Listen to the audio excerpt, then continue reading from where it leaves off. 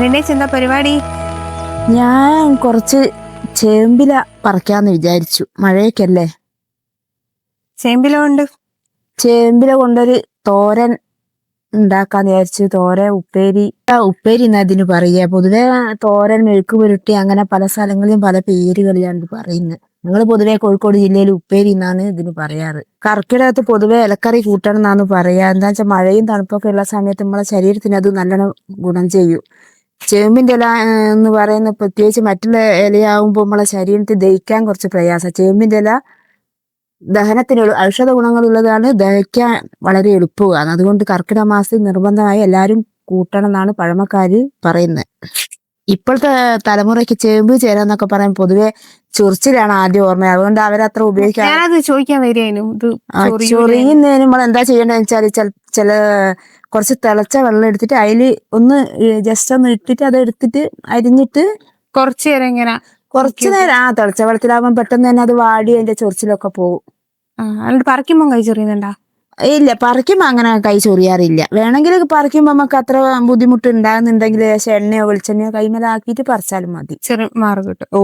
ചൊറിയില്ല. പിന്നെ ചേമ്പ് കുറെ തരം ഉണ്ട്. എനിക്ക് പരിചയമുള്ള 4-5 തരം ചേമ്പ് ഉള്ളത്. ചേമ്പ് പലതരത്തിലുണ്ട്. അതായത് ഇത് സാധാരണ നാട്ടിൻപുറത്തൊക്കെ കാണുന്ന ചെറിയ ചേമ്പ് അഥവാ നൊട്ടിച്ചേമ്പ് എന്ന് പറയും. പിന്നെ ലാത്തിച്ചേമ്പ്, കരിഞ്ചേമ്പ്, പിന്നെ വെളിച്ചേമ്പ് എന്ന് പറയുന്നത് നമ്മള് പുറമെ നട്ടു വളർത്താതെ പുറമേ ഒക്കെ പരിസരങ്ങളിലൊക്കെ കാണുന്നതാണ് വെളിച്ചേമ്പ്. മറ്റേ വെളിയിന്റെ ഇല എന്ന് പറയുന്ന സാധനം. അതെ. പിന്നെ ഉള്ളത് അത് കഴിക്കാൻ എടുക്കും. അത് കഴിക്കാനെടുക്കും. അത് ഇതുപോലെ വെള്ളത്തിൽ ചൂടുവെള്ളത്തിൽ തിളച്ച വെള്ളത്തിലിട്ട് വെള്ളം ഒഴിവാക്കി കഴിഞ്ഞാൽ പിന്നെ ആ ചൊറിച്ചിലൊക്കെ വേഗം മാറി കിട്ടും. അത് കഴിക്കൂല.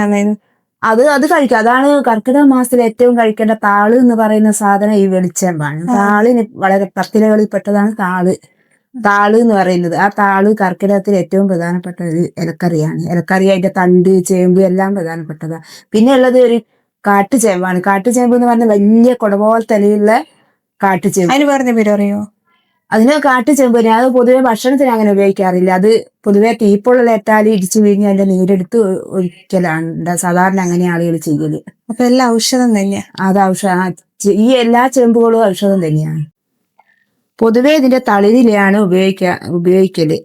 എന്താ വെച്ചാൽ പോലെ മൂത്തലയാവുമ്പോൾ നമ്മൾ അടിയിൽ മണ്ണും ചെളിയും ഒക്കെ താഴെയാണല്ലോ മൂത്തല ഉണ്ടാകുക. അപ്പം ചെളിയും മണ്ണും ഒക്കെ ആകുമ്പോൾ നമ്മൾ പൊതുവെ തളിരിലയാവുമ്പോൾ പെട്ടെന്ന് ഉണ്ടായതായത് കൊണ്ട് അതിനത്ര വൃത്തികേടൊന്നും അഴുക്കുകളൊന്നും അങ്ങനെ ഉണ്ടാവാറില്ല. ഇനി നമുക്കിതൊന്ന് വൃത്തിയാക്കിയിട്ട് ഇതിന്റെ എന്തെങ്കിലുമൊക്കെ ഉണ്ടോന്നൊക്കെ നോക്കി വൃത്തിയാക്കിയിട്ട് മുറിച്ചിട്ട് ഞാൻ ഉണ്ടാക്കുന്നത് കാണിച്ചു തരാം.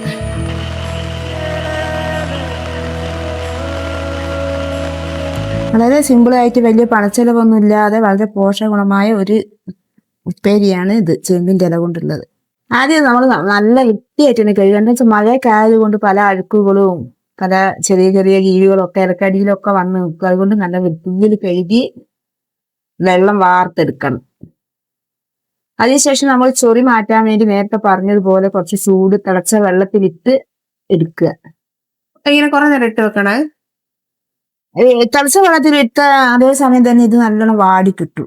ഇട്ടപാട് തന്നെ എടുക്കുക. തിളച്ച വെള്ളമാണല്ലോ, അതുകൊണ്ട് ഇട്ടപാട് തന്നെ നമുക്ക് എടുത്ത് വേഗം അരിഞ്ഞിടാം. മുന്നേ തിളപ്പിച്ച് വെച്ച വെള്ളമാണ് കുറച്ച് ഇതിലൊഴിക്കുക.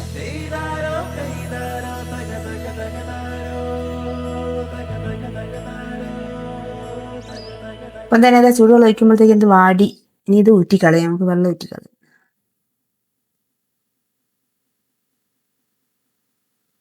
ഉണ്ടാവുക നല്ലോണം വാടി ചൊറിച്ചിലൊക്കെ മാറി.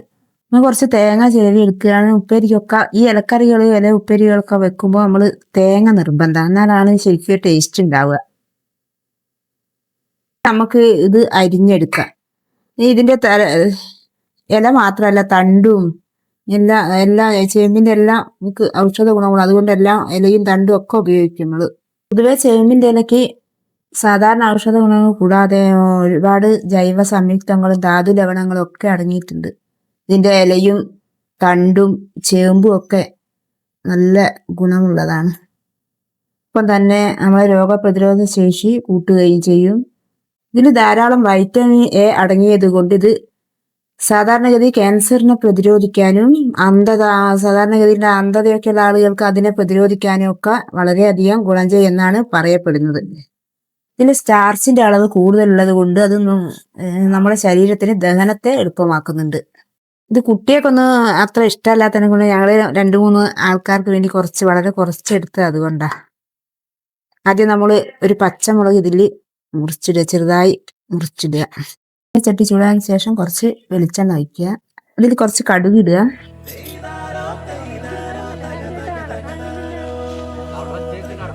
ഇതിൽ ഞാൻ ചേർത്തിരിക്കുന്നത് ഉപ്പ്, തേങ്ങ, പച്ചമുളക്, കുറച്ച് മഞ്ഞൾപ്പൊടി. അത് നന്നായി കുഴച്ചതിന് ശേഷം കടുക് പൊട്ടിയിട്ട് അതിലിടണം. ആണെങ്കിൽ ഉള്ളി അങ്ങനെയുള്ള എന്തെങ്കിലുമൊക്കെ ഇതിൽ ചേർക്കാം. ഞാൻ ഇവിടെ സാധാരണ സിമ്പിൾ ആയിട്ടുള്ള ഒരു ഉപ്പേരി ആയതുകൊണ്ട് ഇതൊക്കെയാണ് ഞാൻ ചേർത്തത്. കടുക് പൊട്ടിനി നമുക്ക് ഇതിലേക്ക് ഇടാം.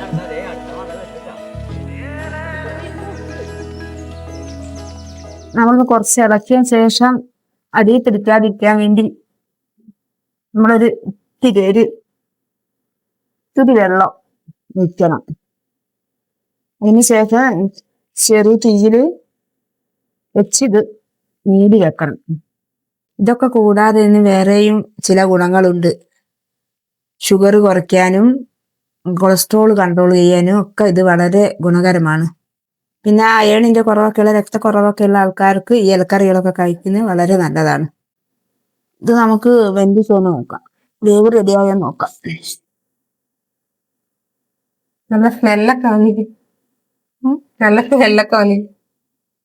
ഇത് നല്ലതുപോലെ വെന്തിട്ടുണ്ട്. ഇനി നമുക്ക് ഇറക്കി വെക്കാം. നമ്മൾ ഇതുപോലെ പറമ്പിൽ കൂടിയൊക്കെ നടന്നാൽ ഒരുപാട് ഔഷധ ഗുണങ്ങളുള്ള സസ്യങ്ങളൊക്കെ കാണാം. അതിലൊന്നാണ് തൂങ്ങുക. ചിലയിടത്തൊക്കെ ഇതിന് ചൊറിഞ്ഞെന്നും പറയുന്നുണ്ട്. പേര് വെക്കും. അത് ഞാൻ വേറൊരു വീഡിയോയിൽ നിങ്ങൾക്ക് കാണിച്ചു. തിരക്ക് പിടിച്ച ജീവിതം നമുക്ക് ആരോഗ്യമൊന്നും സംരക്ഷിക്കാൻ സമയം കിട്ടാറില്ല. അതുകൊണ്ട് പഴമക്കാർ പറയുന്നത് പോലെ നമ്മൾ കർക്കിടക മാസത്തിലാണ് പൊതുവെ ആരോഗ്യം നോക്കേണ്ടത്. അത് നമ്മുടെ ചുറ്റുപാടുകളിലെ ഇതുപോലെയുള്ള ഔഷധ സ്ഥിതികളൊക്കെ കണ്ടെത്തി നിങ്ങളും ഉപയോഗപ്പെടുത്തണം.